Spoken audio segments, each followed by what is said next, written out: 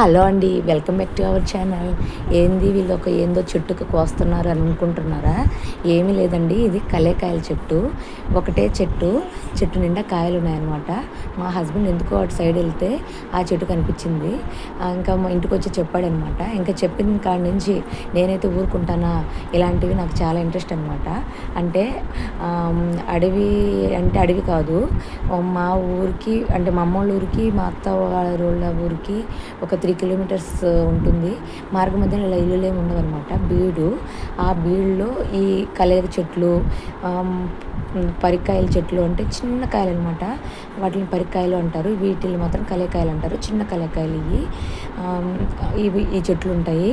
నేను ఊరికి వచ్చేటప్పుడైనా పోయేటప్పుడైనా మధ్యలో ఇలాంటి కాయలు ఉన్నాయా లేదా అని చూస్తూ ఉంటాను. నాకు భలే ఇంట్రెస్ట్ అనమాట. చిన్నప్పుడు మేము ట్యూషన్లో చదివేటప్పుడు మా ట్యూషన్లో ఉండే టీచర్స్ అడవికి తీసుకొని వెళ్ళారు. అడవికి తీసుకెళ్తే కొత్త పచ్చికాయలే కోసుకొని తినేసేదాన్ని. తిని తిని తిని కొంతంతా ఎండిపోయింది. అంటే వాటికి పాలు ఉంటాయన్నమాట. ఆ పాలు కొంతంతా ఆవిరైపోయేలాగా చేస్తుంది.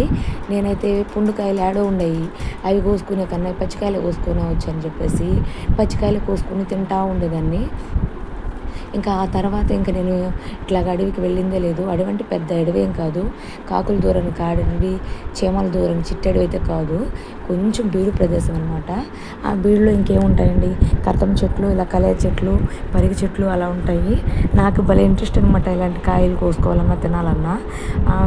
ఇప్పుడు పిల్లలకి ఆ కాయలు ఏంటో తెలియదు, వాటిని ఎలా తినాలో తెలియదు, అసలు తింటారో లేదో కూడా తెలియకుండా పెరుగుతున్నారు ఇప్పుడు పిల్లలైతేను. వాటిని చూపిస్తే విచిత్రంగా చూస్తున్నారు మా అన్నోళ్ళ పిల్లలైతే. నా పాప అయితే తినింది. నల్లగా ఉన్నాయి, చెట్టు అంతా కాయలేనండి.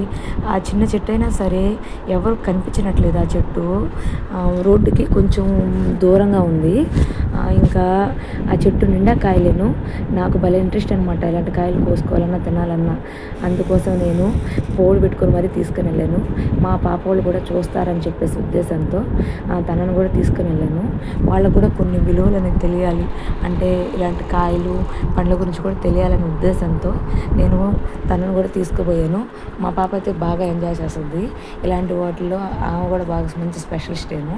ఇది కూడా చూసారు కదా, కోస్తా ఉంటే వస్తూనే ఉన్నాయండి. మాకు నేను ఎత్తుకొని పోయిన బాక్స్ ఉండా నాకైతే కాయలు ఇచ్చిందండి ఆ చెట్టు. ఇంకా నేను ఇంకెందుకులే ఇంకా చాలులే అని చెప్పేసి తీసుకొని వచ్చాను. అవి 1-2 సార్లు బాగా కడుక్కొని ఇంకైతే ఉప్పు కొంచెం కారం చల్లుకొని తింటే సూపర్ టేస్ట్గా ఉంటుంది. ఇదిగోండి, ప్రకృతిలో లభించే చిన్న వస్తువైనా సరే చాలా విలువైందని నా ఉద్దేశము. ఇదిగోండి చూసారు కదా, చాలా అంటే చాలా బాగుంది.